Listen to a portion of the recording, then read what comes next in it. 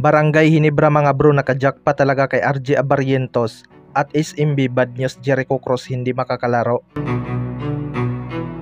So isang malaking dagok nga para sa SMB ang nangyari kay Jericho Cruz mga bro matapos itong magtamo ng injury. Malaking bagay nga itong si Jericho Cruz sa depensa ng SMB. Nakita naman natin ang kanyang naging impact noong ipinasok ito ni Coach George Gallant bilang starting unit ng SMB.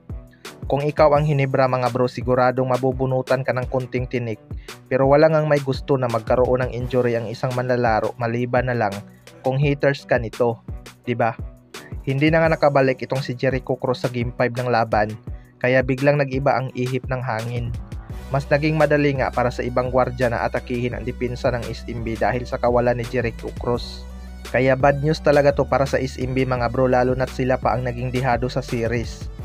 Well, para sa akin mga bro, wala ngang ibang bench player ng SMB ang kayang ibigay kung ano ang binibigay na pressure ni Jericho Cruz.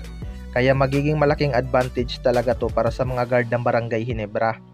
Pero kailangan pa rin mag-ingat ang Barangay Hinebra dahil marami pang angganir itong SMB na kayang pumutok anytime gaya ni Simon Enciso at Chris Rosales.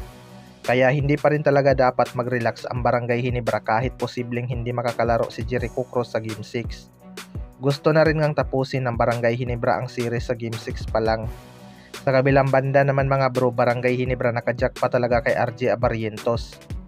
Ito nga Barangay Hinebra ay maraming nagdududa noong si RJ Abarrientos ang kinuha bilang third overall pick dahil big man nga daw ang kanilang kailangan. Pero pinapatunayan nga ni RJ Abarrientos ngayon mga bro na worth it ang pagkuha ng Barangay Hinebra sa kanya. Kahit rookie pa lang ito, taas nga ng kanyang kumpiyansa makipagsabayan sa powerhouse team na SMB. Kagabi lang mga bro ay nakuha niya nga ang kanyang PBA career high na 28 points sa mismong importanteng laban pa ng Barangay Hinebra. Dahil nga hindi maganda ang inilaro ni Maverick Ahanmisi, pinagkatiwala nga ni Coach Timcon sa kanya ang opinsa. Hindi naman sila binigo ni RJ Abarrientos mga bro dahil binigyan nga nito ang mga fans ng magandang performance. May isang pasa pa nga ito kay Japit Aguilar na siyang nagpabilib sa lahat. Sayang lang at hindi na i-convert ni Japit dahil pinaul siya ni Jonmar Pajardo. Super okay nga kung maituturing itong si RJ Abarrientos mga bro. Nakajackpot talaga ang Barangay Hinebra sa kanya. Kahit rookie pa lang, parang veterano na talaga ang kanyang kumpiyansa. Nakatulong talaga ng malaki ang kanyang naging stint sa KBL, kaya napakahalimaw nitong maglaro sa Barangay Hinebra. Naging katulong niya nga sa opinsa sina Scotty Thompson at Justin Brownlee.